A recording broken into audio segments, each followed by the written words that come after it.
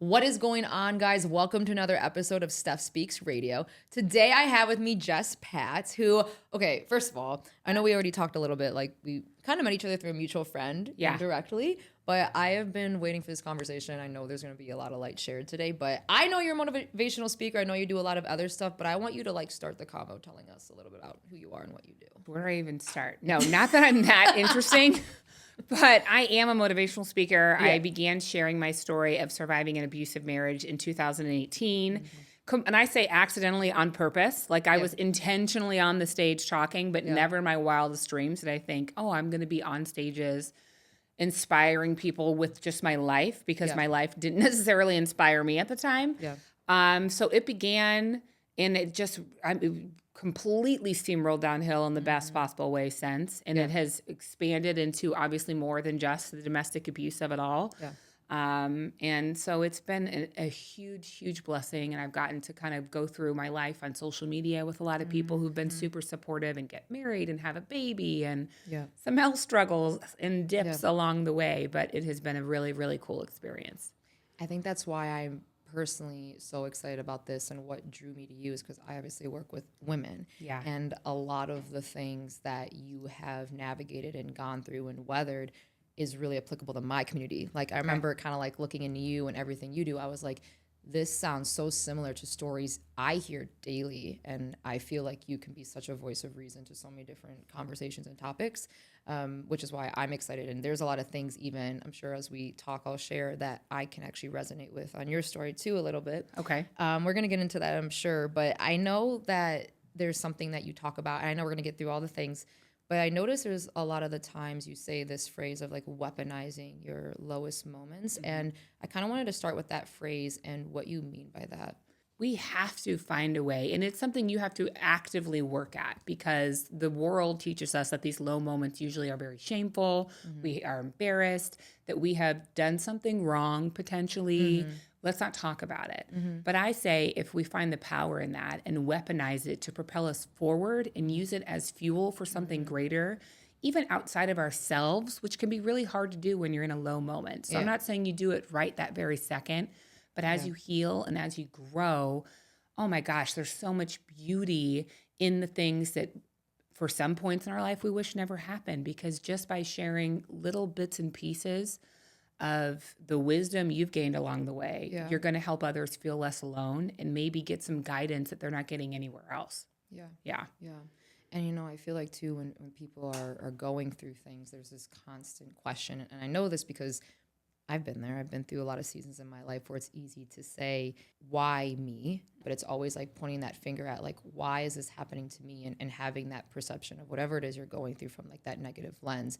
And I'm curious on I know you've had so many different situations in your life, and you can pick however you want to start that story and what you choose to share. But I guess just kind of talking about like that mindset for you, like when you face different trials and battles, whether it was, your 2018 story, was your recent health stuff, like kind of about, I guess, what that mindset journey looked like for you. So the shift for me was absolutely not automatic. I always want to make sure people know that. I left my abusive marriage in 2008, almost 2009. Yeah. And then we battled in court for a decade back and forth. And a lot of people in my life, like they knew maybe my marriage, it was just, oh yeah, I'm divorced because he was abusive. Like a very blanketed statement. It wasn't, oh yeah, and I'm dropping 60, 70, 80 plus $1,000 in lawyer fees. Yeah. I'm trying to prove my kids are being abused. It was this constant back and forth. So there was no light at the end of the tunnel. I did not see the beauty in any of it. There was no mindset shift until, unfortunately, he almost killed his second wife in an act of domestic violence in a really brutal way. I won't traumatize anyone with the details, but it was horrifying. I knew what a monster he was, but even this shocked me to my core. And then he was eventually sentenced to 20 years in prison. Holy God. So at that moment, and we shared 2 children together. So that was really the connecting factor. Leaving an abusive situation is always hard, even without kids. But then when your children are connecting you, there's this idea of post-separation abuse where it just doesn't end. Mm-hmm. So once he was in prison, all of a sudden this massive weight was lifted, and I felt like, okay, I'm just going to say it. There was no plan. I didn't journal. I wasn't, watching Brene Brown and Mel Robbins and trying to figure out how to look at things through a different lens. I just thought I have to literally get this out of my body. And then the important part of that step is I was just very open to whatever God, the world, the universe brought in front of me. And that shifted everything. I sat on the floor of my bedroom and did like a really ugly Kim Kardashian crying Facebook Live. It made no sense. I looked horrendous. But I said for the first time out loud what my life was. And I was offered the seat on a board. It started my speaking career. It got me in all of these different rooms. And had I not gone through those things and learned those lessons, then when I was diagnosed with lupus, and then when my lupus led to having a stroke and learning to walking again, I was able, because I had, it's so cliche, but I had those tools in my toolbox. It doesn't mean that those moments still aren't really hard, by the way. You can still ask that question, why me? But I try to encourage people when we're asking why me, instead of why me, like woe is me, okay, why me? What do I need to learn from this? Why me? What else can I give back from this low moment? So almost like an exciting challenge. Like embrace the suck. It really super was not fun to not be able to move the right side of my body at under 40. However, there's been a lot of really cool gifts that have come from that in the past year too. That was a really long-winded answer. Those are like many years of my life, and it took me a minute. And then intentional work to always, it's just like being a basketball player, being an athlete. It's this practice skill. When you're in that low moment, feel it. I say you have to feel those feelings. I don't tell people to ignore them. I think that's super unhealthy. And part of what landed me in the position to have lupus in the first place, because we're healing and we're just moving and moving and moving and moving and not addressing it. So feel all the things, but then weaponize it in the meantime. Okay, there was so much you said, but I want to know this was amazing. And I'm just like getting chills because so many things you said is literally, this was like my mindset years ago on something. When you said turning pain into purpose, I'm literally going to show you it after this interview when I literally made a post with that exact phrase, because I had got out of actually a very toxic relationship myself, which is why I'm very excited about this conversation with you, because I really do understand a lot what you're saying. But I literally remember it's that the lowest moments in my life. I remember I had this epiphany when I got out of my personal relationship or just overcame certain things in my life. There's been multiple hurdles like you. We all have different stories. And I remember saying, like, how am I going to make purpose from this? What I went through with my story, with my relationship and stuff, is why I do what I do now for women. I wouldn't be doing what I do now if I didn't go through what I did. It wouldn't have given me that drive, that fuel, that desire, that fire to do all these things. And I really appreciated too, I wrote down, you said, what do I need to learn from this? I think that is such a powerful shift, because I think a lot of the times when we're going through stuff, it's easy to dig a hole. Of course, that's the first thing we're gonna do. When you're going through something and it's hard, it's challenging. You've had your fair share, and I followed your whole story with everything, with like the lupus and the stroke, not just. And I've seen your videos, and I, as a trainer too. There's a lot there, and I just think though the fact that you were able to say, how can I give back from this, or what can I learn from this? How can I grow? Because that's always been my story too. Like, I look at everything in my life up until this point, everything in my business, and it all came from the pain that I went through before. So. That's absolutely, I love that you were able to get there, because it's hard. Sometimes you're usually forced, because if you don't do that, then the only other alternative is to kind of be wallowing in the awfulness of what you've experienced, or be obsessing over that toxic relationship. And there's a difference between talking about it continually in an effort to grow and learn and be better, and then talking about it and obsessing because we're vengeful, we're angry. Those are very different emotions. But because sometimes I will get flack like, it's been so long. Like, dude, it's been almost 2 decades. Why are we still talking about the awful first guy? Well, because until I share it and someone doesn't message me directly and say, I needed to hear this. My sister's in this situation. My brother just got out of an awful relationship. Until that moment happens and nobody messages me, I'm going to continue to share. Because it doesn't have to be abuse. It could be health struggles. It could be a weight loss journey. There are people who will never feel like they're in a position to share. they're not comfortable, they feel silenced for whatever reason. Yeah. So if you have the ability to lift up other people's voices, that's an incredible gift to be able to have. Yeah. What has come for you since originally sharing your story publicly? Like, what have you gained, I guess, from that experience? Oh my gosh. Everything. Genuinely. Right. No, yeah. Like I claim it very proudly, that label of survivor. And shockingly, there's some negativity around it, even like the fact to acknowledge I was a victim. I went from then into survivor. And I even encourage people, obviously the purpose to your pain, but then taking that purpose and learning how to have an impact with it, go one step further. Because simply having a purpose is awesome, but taking that actionable step to discover how you can impact the world around you, that's what changed the game for me. So I started sharing, and it was completely selfish. It was for me. I was like, finally, I can say not his name. I don't ever say his name out loud. No, we don't need to give him any more airtime. But I can talk about it out loud because it was like this little secret that like everybody knew about and we whispered about, but we couldn't address it. Right. So that was me taking my power back. And then once I saw the effect I could have on other people and how I could help them, I went, oh, okay, God, I hear you. I get it. I have no idea where this is going to go.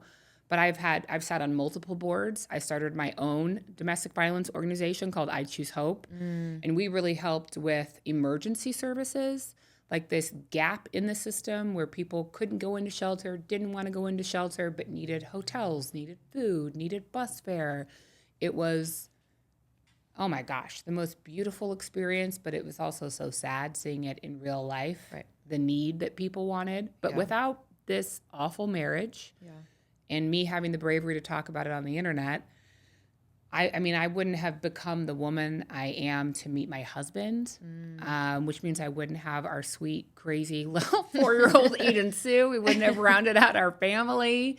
I would have missed all of these blessings if I stayed stuck in that fear. Yeah. Yeah. And I think that's the story, though, for a lot of people, because, again, as someone, too, that also, like, shows up publicly online, I mean, when you share vulnerability and things, there's so much power. But, of course, I mean, you're going to have pros and cons with anything, but I think a lot of people, that fear of the cons, the fear of the judgment, the fear of what people might say or think is keeping them from sharing their story. But sometimes I feel like when we share our story, we unlock everything that's been waiting for us. Yes. Yes. And it's things that you didn't, again, I never planned on being a speaker. I was a gymnastics coach at the time before this. That was I was a gymnast, all 5'8" of me. I've known for a long time. I love that. That's okay. I know. Yeah. Well, you don't expect it. I was a basketball player, which made far more sense. I wasn't like an elite gymnast, but I did it for a significant part of my life. And then I went on to coaching.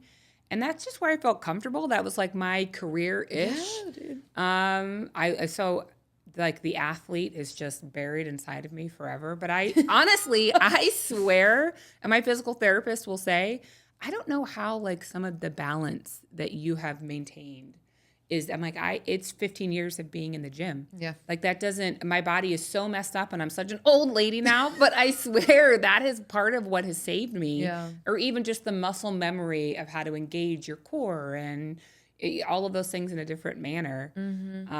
It's huge. Yeah. When we go through all these things, like the thing that I was like trying to think about what I wanted to just bring up because it was playing as we're talking about kind of like going through all these things and where we are now. It's really kind of an interesting thing to see. Like I'm sitting across from someone that, went through a lot of shit. Yeah.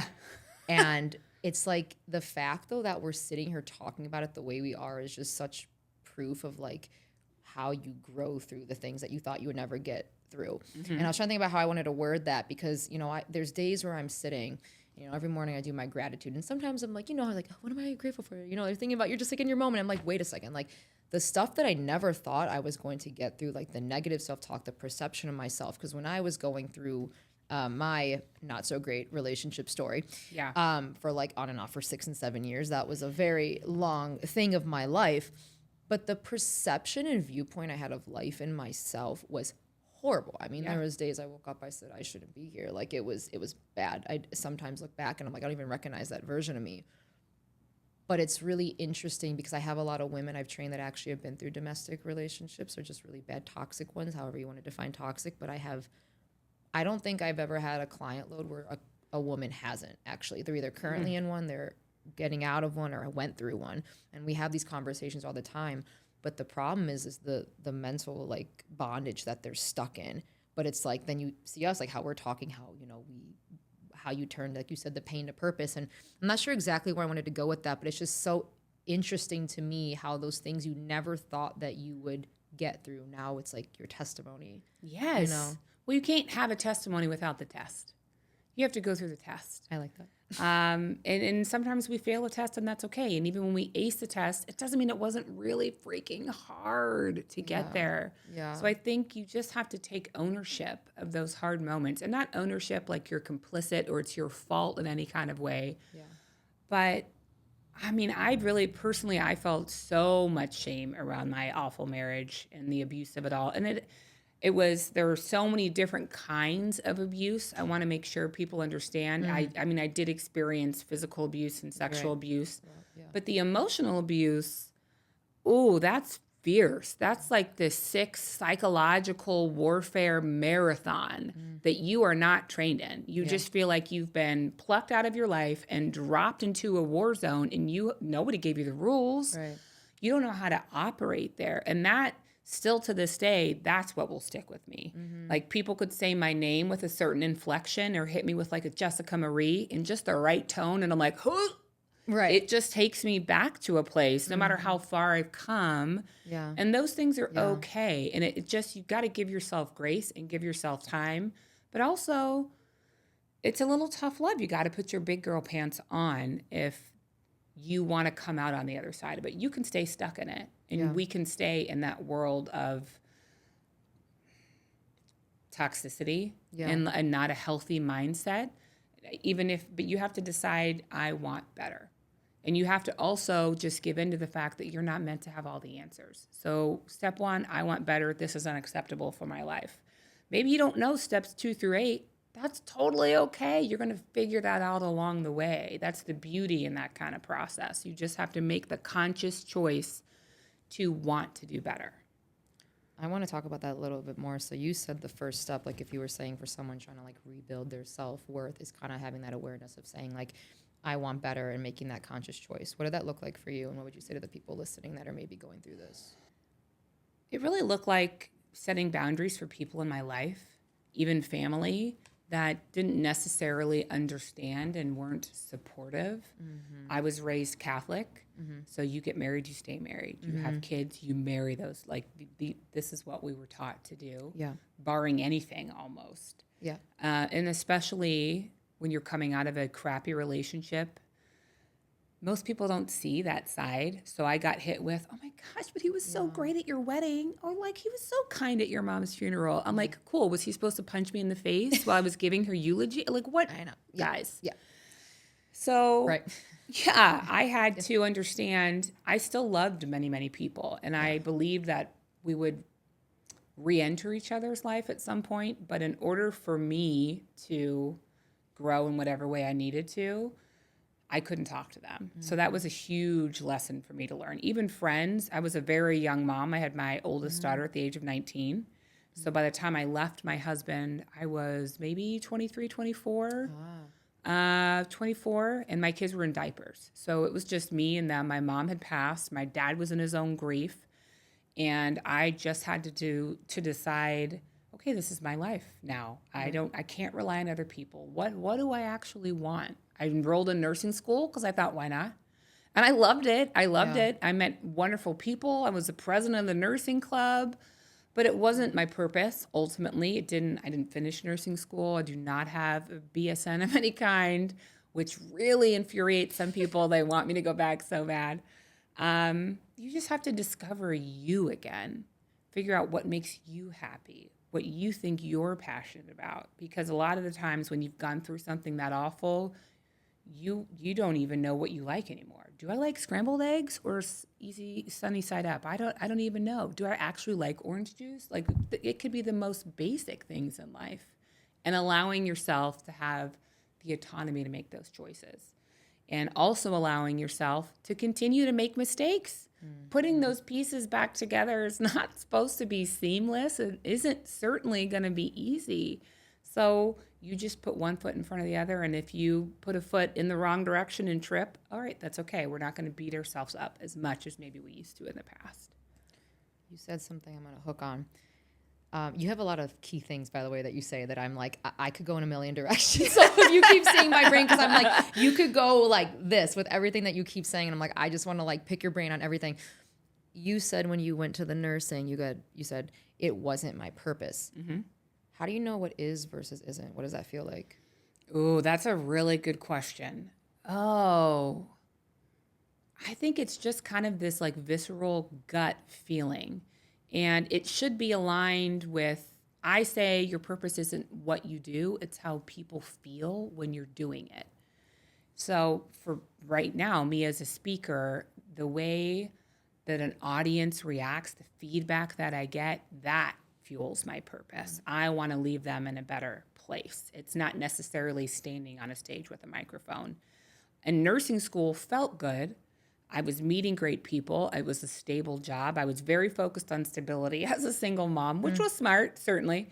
But there was just something missing. Mm-hmm. I didn't fully understand the impact I could have. It just felt like, well, nurses help people. I feel like I can be helpful. So it opened me up at least to identify, I want to help change people. Mm. And you have to block out the noise at some point and understand the difference between doing something good and if it really feels aligned with where you want to go in the future. And for me, it just wasn't. Yeah. And that can be hard to let go of, especially when you've invested like time and money and all of those things and hours into learning a new trade. To walk away from that can be really hard. So there's like the bravery part of it, that courage that you have to just go forward blindly sometimes. And I feel too like this is a common question and conversation I have with women. Just again, I'm having conversations daily, right? Mm-hmm. A lot of people really don't know what their purpose is, or they always are asking me like, how do I figure out what my purpose is? And it's such a hard thing. And I really love this conversation though, because I don't really think it's something you find. I think it's something that finds you. Mm-hmm. And I really do think that everything we go through was placed there for a reason. Like, I've always been a big believer of like, you know, God has a destiny and a journey for each person. Like, I really do believe that. And I believe that our story is meant to show us the way on like how we can serve, or like how we're supposed to show up. I've always been an advocate of that. And there's been a lot of things in my life where I'm like, when you said the word aligned, that felt right for me, because all the things in my life that I know are directed to my purpose, it's like this electric feeling I can't explain. It's like this intuitive, out of body like feeling that I get when I know I'm in the right place and I know I'm supposed to be there, but I do not have the words for it. It's like I've always said the word an itch, not like I'm physically itching, but it's an itch that my body gets, like, you have to be doing this. Mm-hmm. No, I completely, and it is indescribable, which is why I love the question, but it's hard. I don't know how to verbalize it. You just know, and you get used to that feeling. And it's almost like this confidence that surges through your veins, and you're like, oh no, okay. Yeah. This feels great. This is right where I'm meant to be. And especially as someone, I'm incredibly strong in my faith, and God has, I wouldn't be anywhere, all glory to God, 100,000%. He has walked with me every step of the way. Yeah. But I struggled certainly with my faith, specifically coming out of the marriage. It was just like, I know God has a plan, but like this is God's plan for me to go through this and my kids to go through this. And actually recently I had a beautiful shift, and there's a verse in Genesis, and it talks about, if we just change the verbiage a little bit and not focus on awful things being God's plan, but that God has a plan for even the awful things that are laid in front of you. Suffering is unfortunately a part of life. It just is. And that is what makes you strong. Yeah. It's unfortunate, but God does have a beautiful plan. You just have to trust. That's where that faith piece comes in. Trust in how that plan is meant to unfold. Yeah. Your faith has been tested in a lot of ways through different things. And I'm curious, after your most recent situation, you had to overcome and heal again in a different and similar way, I guess, right? Because it's like going through the marriage thing, but then like the lupus and the stroke. I definitely want to make sure we talked about that today, because that's a really big one that's present for you. Mm-hmm.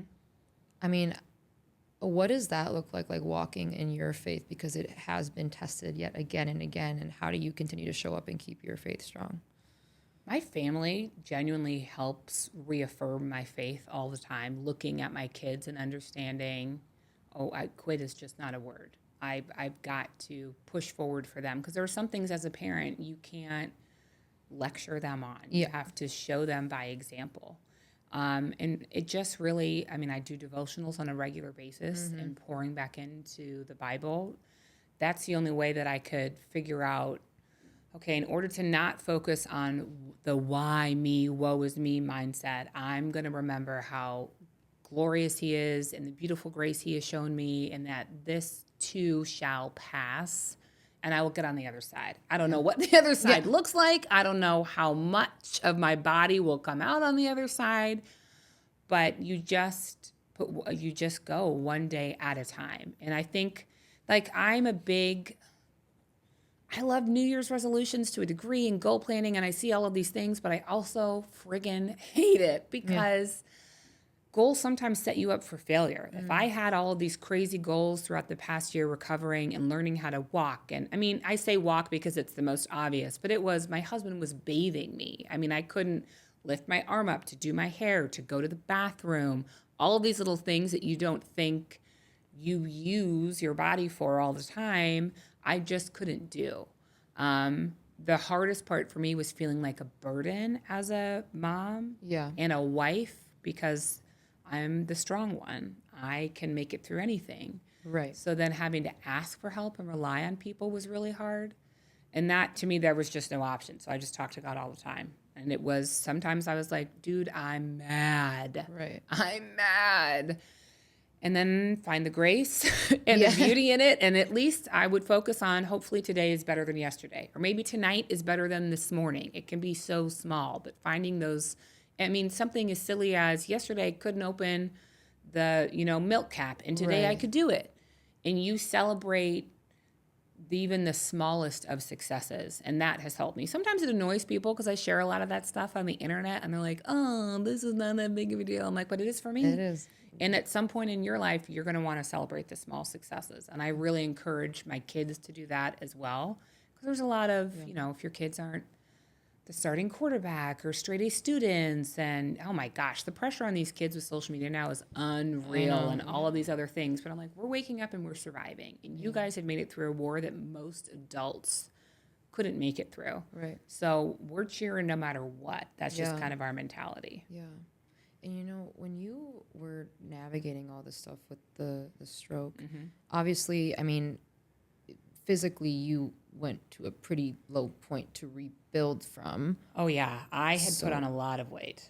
Yeah, because that's the thing hard. Is because again, I only know because when you walked in today, first of all, I was like, you look incredible, because I hadn't seen you in person. Oh yes, right. You have to keep that in mind. I've seen you on social media, so when you walked in, I was like, holy shit, you look amazing, and that's cool though, because I'm over here like, okay, so you went from, like you said, you were barely walking, doing any of the things, and now I'm seeing you walk in today like, holy crap. I know obviously you've been relentless with the physical therapy and all the things. I'm very big on mind-body connection. And so this is an interesting topic for me too. Obviously you were putting in all the work physically, and you have been. What do you think the mentality did to play a role though in your healing, to see you today? I wouldn't even have known you had a stroke. So huge parts. And that's where I think the tools in the toolbox from the abuse, from all of those things. Yeah. And it's the single mom and being on food stamps. And, I'm very happily married to a wonderful man right now. Yeah. Thank you, Jesus. But, gosh, there were people in between that really tested all of that strength and learning and patience. Holy cow. So I still had lessons to learn along the way.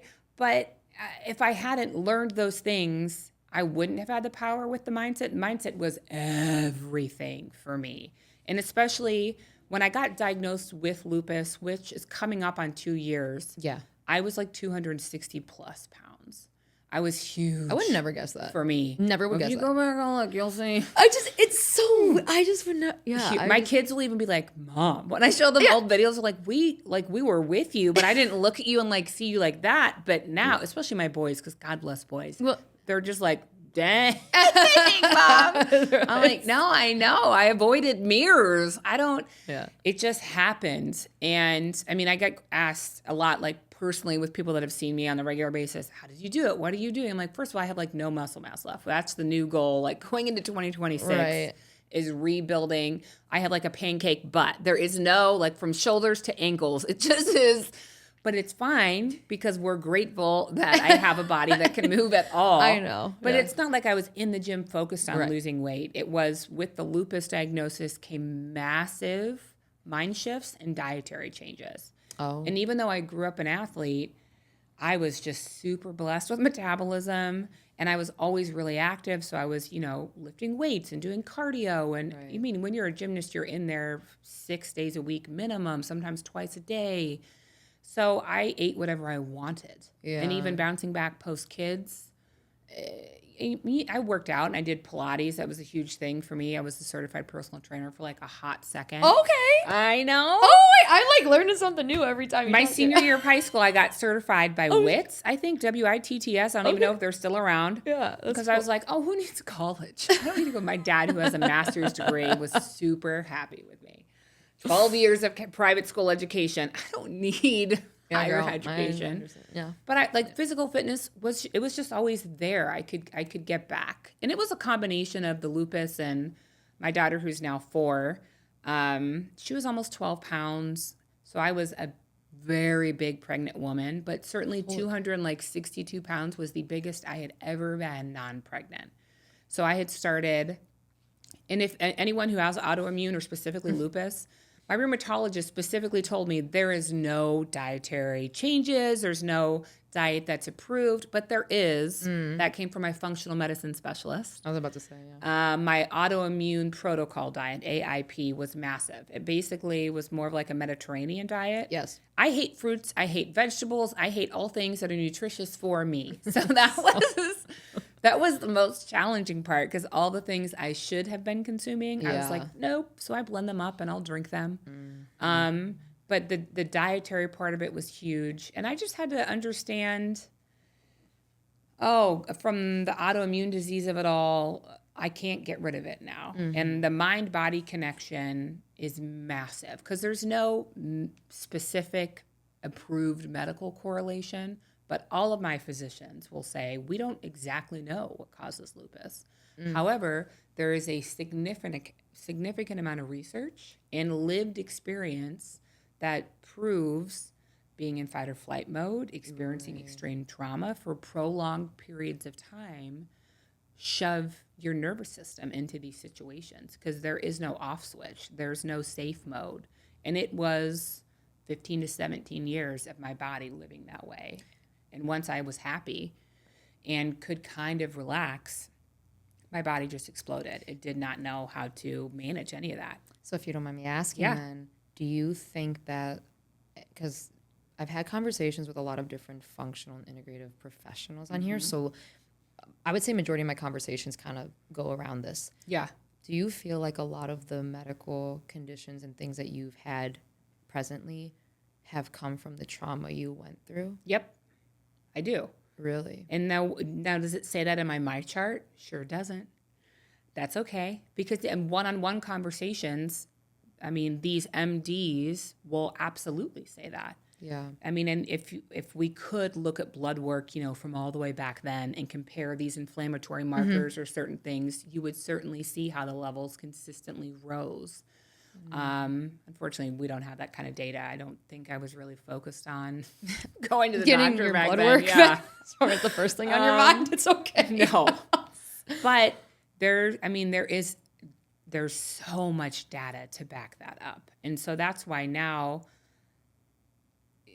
as frustrated as the past year has made me at times, I just get to add this kind of cool chapter to my story to hopefully help other people understand it's not always bragging rights to be the strong friend. I am a strong person, but also screw strength sometimes. It's exhausting and you have to allow yourself the time to crash. And I just didn't do that. Something bad would happen and I would add it to the luggage and carry it around and drag it through life with me instead of processing it. And it took a significant toll on my body. So now when I get to speak to people, it's like this full arc of the abusive relationship. Okay, and life was supposed to be happy, but it necessarily wasn't. And then I finally get happy and find the great guy, and then lupus totally ravages my body. And we're working through that, and I'm starting to lose weight. That also, I mean, because a lot of the lupus is inflammatory, joint pain, and when you're losing weight, certainly that's helpful to your joints. Right. And then, bam, I wake up in the hospital and can't move my right side.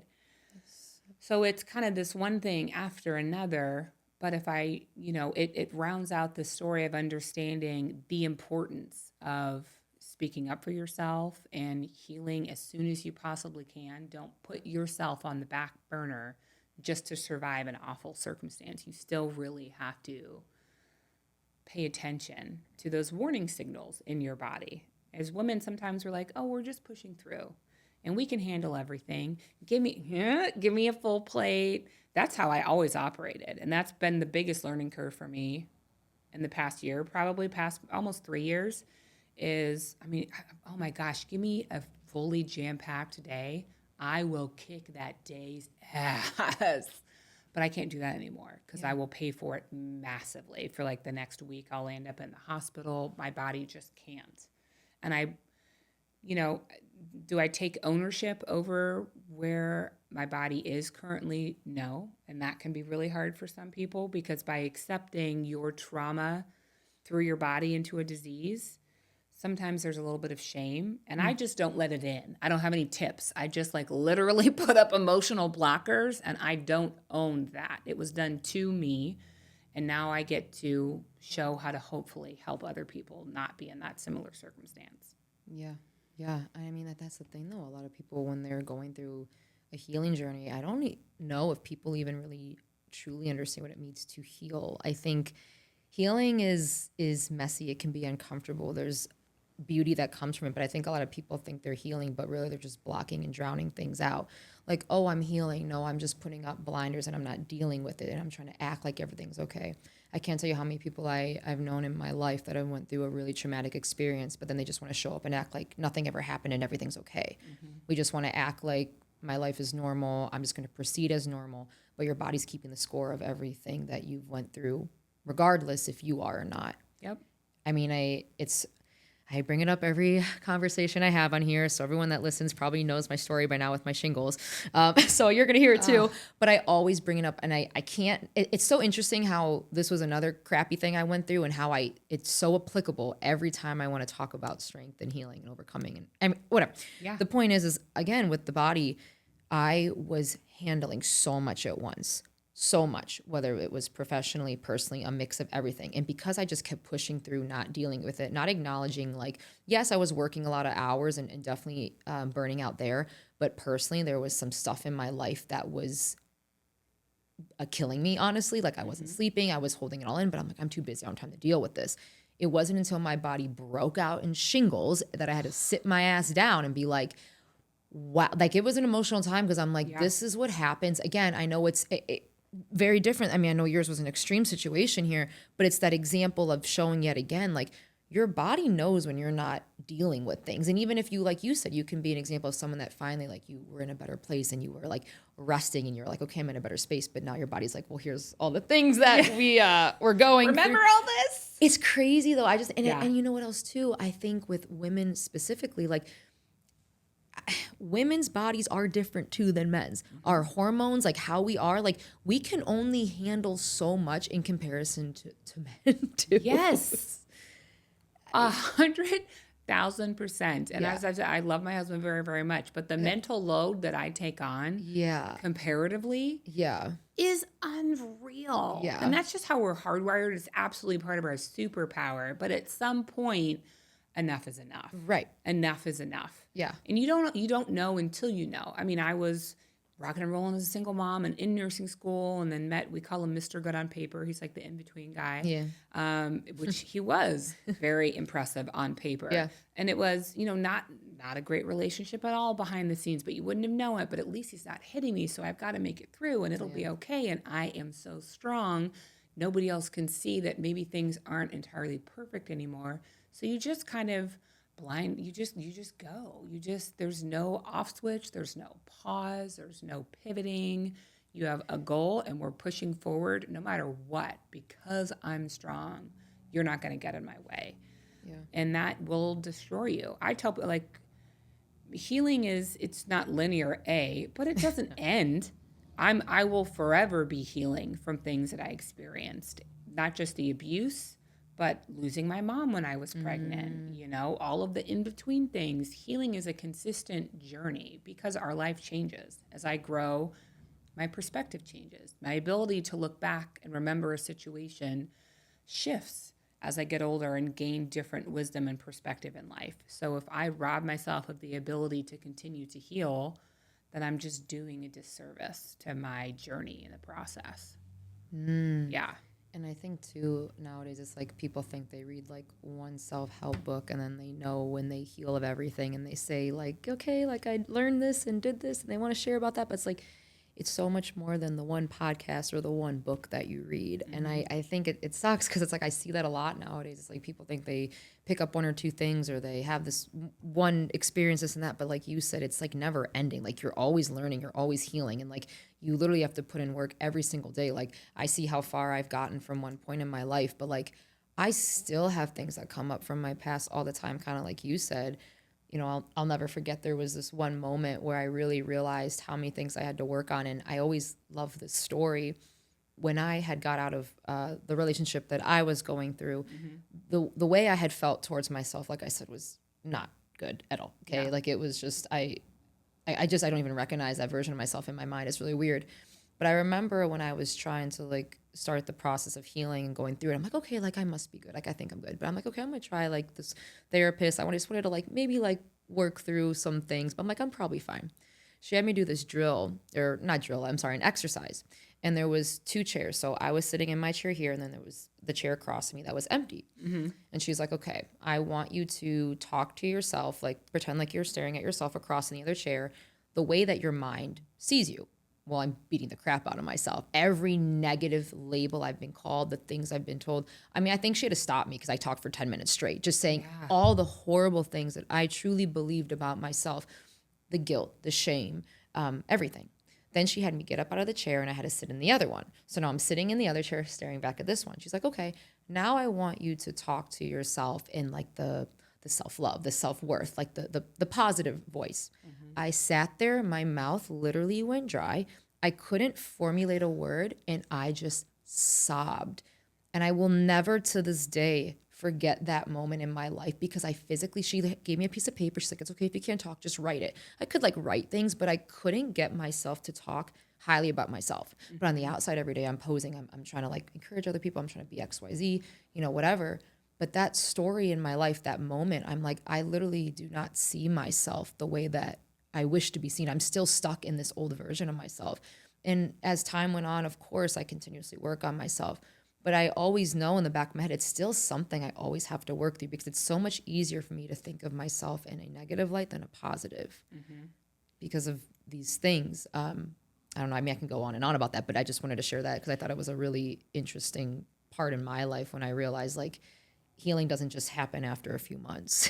Absolutely. That's beautiful. I love that exercise. And I'm sure clearly left an impact. Yeah. And I'm sure many people can relate. Yeah. I mean, it's even like when I first started speaking, people ask for like your bio. Yeah. And you're writing it yourself, which first of all is so bizarre sometimes. So like, I don't know. Now we have ChatGPT that can help a little bit. I know. Yeah. But I was like, I don't have a college degree. I don't have like certifications. I don't know.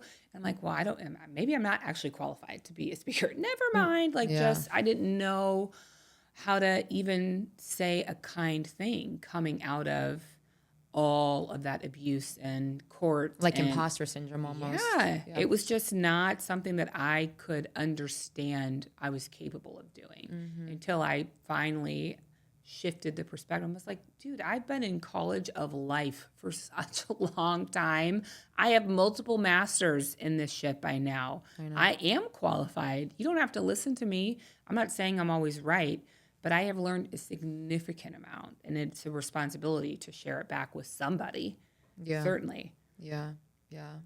I don't know. It's just such an interesting angle to continuously like look on things through like everything. Cause I mean, I just, you know, as we keep talking, I just keep thinking about all these conversations I have in the gym every day with so many people that just feel so like lost and confused. And like, you know, when I got into the gym to train people, I'm like, okay, like obviously like I'm a fitness coach, like, yay, like we're going to talk about split squats and like hip thrusts and whatever. These girls unload their mental health on me every day, girl. Like, listen, that's heavy. And no shade. It's fine. We're women. We're doing it. But my job truly shows up as more of like a confidant, a therapist, not a trainer. Contrary to what people might see in the videos online of me training, the behind the scenes, it is constant like warfare of the mental health world and everyone navigating things and just how burnt out women are, how much they're struggling. I probably have a girl cry in a session once a week. I am not even kidding. And it's like, but, you know, people come and they think, okay, like I'm here to get stronger in the gym. I'm here to build confidence. I'm here to make my physique better. What they realize along that journey is they're getting stronger in many different ways. Mentally as well. Every time. Like I've really learned, like when we're coming to the gym, I mean, these girls, as they're getting stronger in the gym and through the conversations we have, through seeing themselves show up in different ways in that atmosphere, translates to so many other parts of life, which is why I've kind of made my business not just about fitness and training. Like there's so many different avenues for women.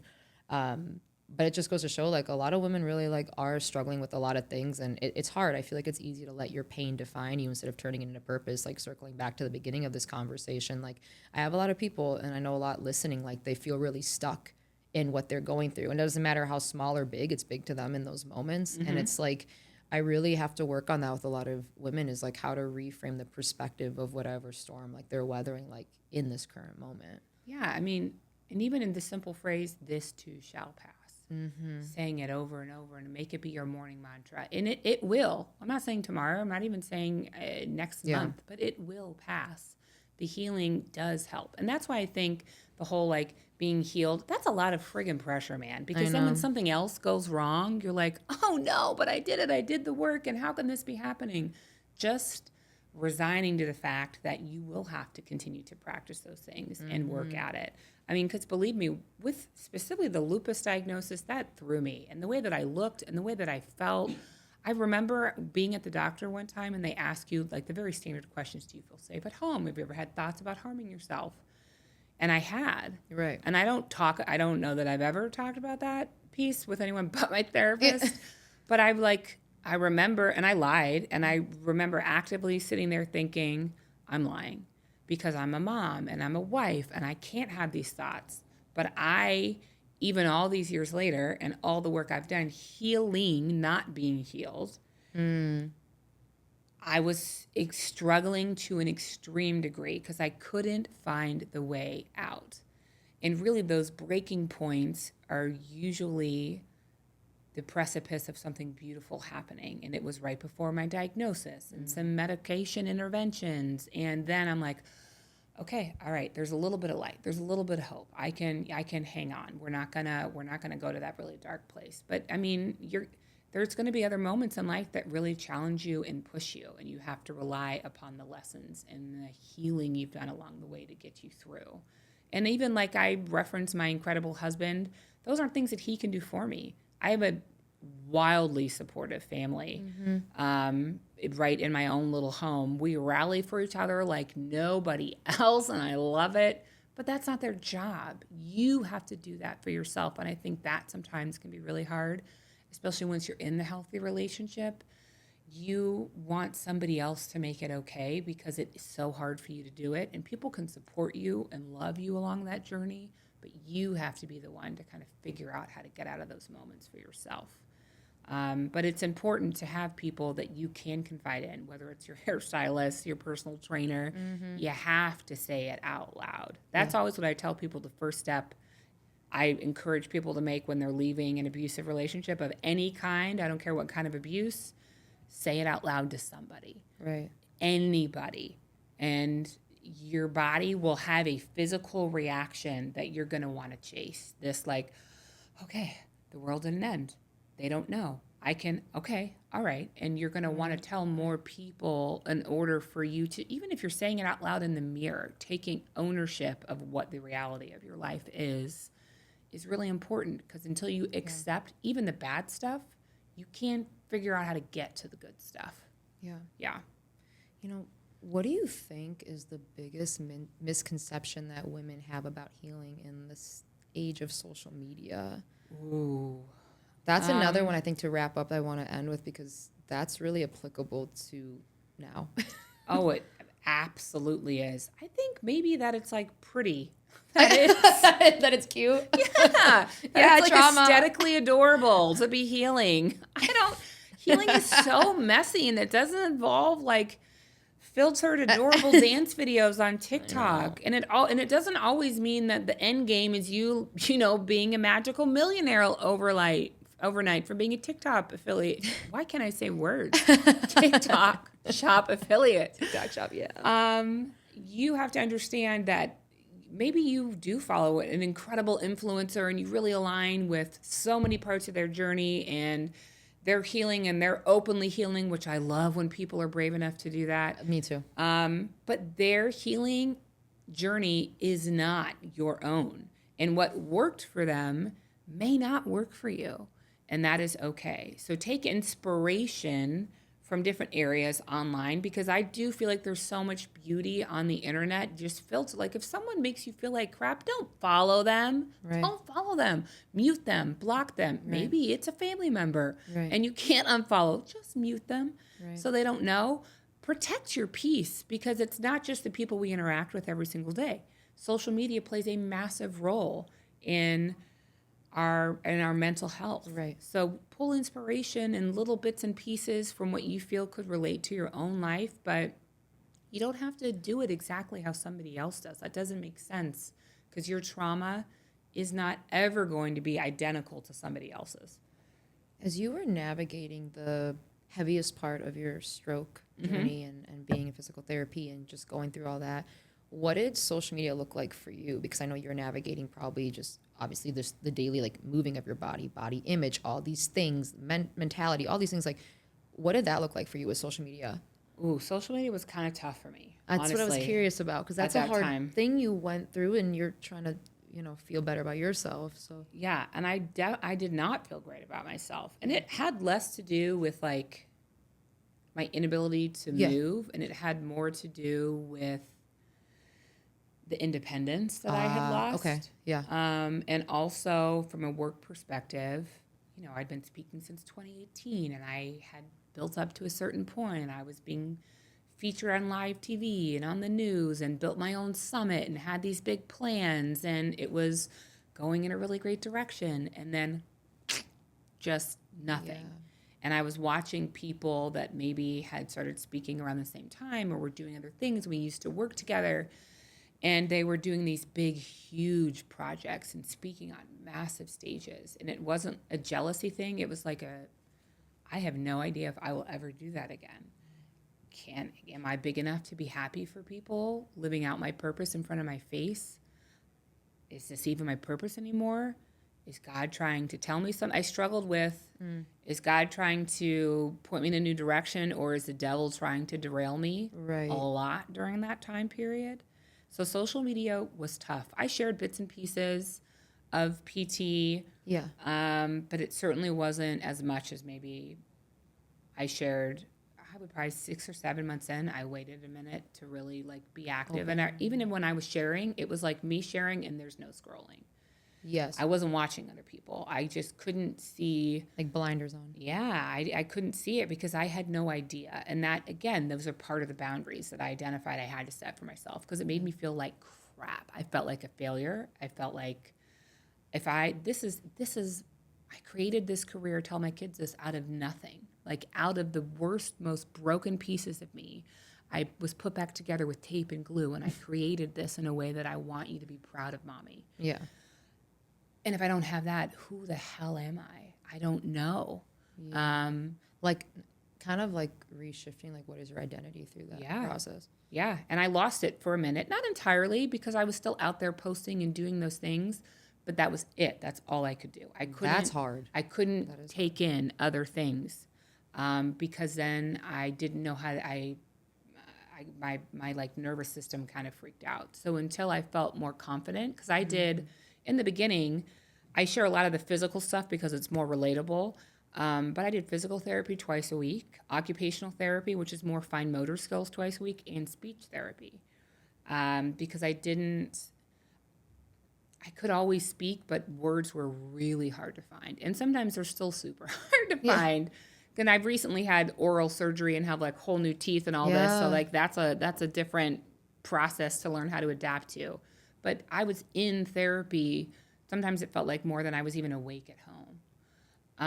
And that was all the hard that I could take at that time. I couldn't take the comparison game because even a comparison's a thief of joy, and we all know this, and I get that. It is. However, it's so hard to not do when you're sitting at home feeling like a vegetable. And my goal of the day is I want to put shampoo in my hair by myself. Oof. And your goal is going and speaking and motivating 1,200 people on a stage that I maybe could have been on. Yeah. And then not knowing if those opportunities will ever come back. I couldn't handle it. So until I was strong enough to start absorbing things like that and let it motivate me, like, okay, yes, I'm so happy for you. I'm going to get there. Yeah. Maybe I'm meant to be on different stages now. Maybe my keynote has shifted, as it should. And the way I want to show up in the world has absolutely changed because I have a new perspective. But that was hard. Social media was not my happy place for a hot minute. Yeah. I played a lot of competitive solitaire on my phone. It's so random. My kids are like, what are you doing? I'm like, leave me alone. I'm going to win $2. Don't talk to me. Because I couldn't just dead scroll. I had to do something else. It was killing me. Yeah. It's so hard to probably even like think about it now, but it's almost like maybe that though, I know it's hard to think like that was meant to happen, but maybe it's meant to be part of like the next chapter of what you're going to do to serve other people though. Like this layer on top of the other ones you had, because I know you've had a lot of different layers. It's almost like this was meant to be part of the purpose now, because maybe without this piece, you wouldn't have been able to go to the level that God wanted you to go to. 100%. 100%. That's where I'm at now. So it's just kind of like, okay, try and stop me. Cool. Bye. I feel more convicted than I ever have that this is my purpose and that God has absolutely called me to help inspire and motivate other people and really redefine what resilience is. Because it's not just been one awful thing. It's been like a couple of really awful things that could have taken me out of the game forever. And I am just like, I don't know, whether I'm rubber, you're glue. I'll try again. Right. And so it's that consistent shift. A year ago, my goal was, can I wash my own hair? Yeah. And now I'm so grateful that is not my goal, that now I have these much bigger goals. So always drawing from the contrast of this is where I was, look how far I've come. I'm not where I want to be. But of course, I don't want to be where at the end already, I'm not even 40. I want to still be chasing that purpose and that bigger picture. So it has added so much color to this blessing that I get to do when I share and even sit in chairs like this and have conversations with people like you. Mm-hmm. Who knows? Maybe we would have never connected had it not been for this piece. I don't know. I know. I mean, that's kind of how I don't think anything's an accident. Things do happen for a reason. Even if we can't understand it at one point, it does come together later. Like I look at a lot of things now that I don't think I would have. It wasn't my time then. I had to go through certain things, or I had to have certain things happen for me to get to this point now. Yeah. Like I really do think that a lot of things in life, like we didn't have them then because we weren't done going through a few things to be prepared for that. And, capping off with that and to close off today, my only last thing is if you want to leave everyone with like one last bit of advice, bringing this full circle to the women that are listening, like what do you want to say to end today after this conversation? You are worthy of so much more than you give yourself credit for. There is a big, bright, beautiful world waiting for you on the other side of whatever pain you are currently experiencing, no matter how big or how small. and just have faith in yourself that you're capable to get through. And it's going to be better than you could have ever imagined it to be. Yeah. Yeah. And I think you're just like a walking example of all of that. So I just wanted to say that. I'm serious. Thank you. No, I mean, I know this could have went for 5 more hours, and I would actually love to have a second part of this with you, because I feel like we could. No, because seriously, because there's so many different things that you've went through, so many things that you've navigated that are similar things but different. Like they all have a similar just construct of how you had to turn pain into purpose. But I just appreciate you being vulnerable with me, but also vulnerable in the work you do, because we need more of that. We need more people, especially in the world now where everything is highlights and like the pretty pictures online. We need people to show up and like share their testimony, but also share the real shit of like, this is really what I went through. This is how it was, but you can and you will get onto the other side. So I just appreciate that today from you. Thank you so much for having me. I've loved the conversation. I'll come back anytime you want. Oh, yeah. All right, guys. Thank you so much for tuning in, and we'll see you in the next one.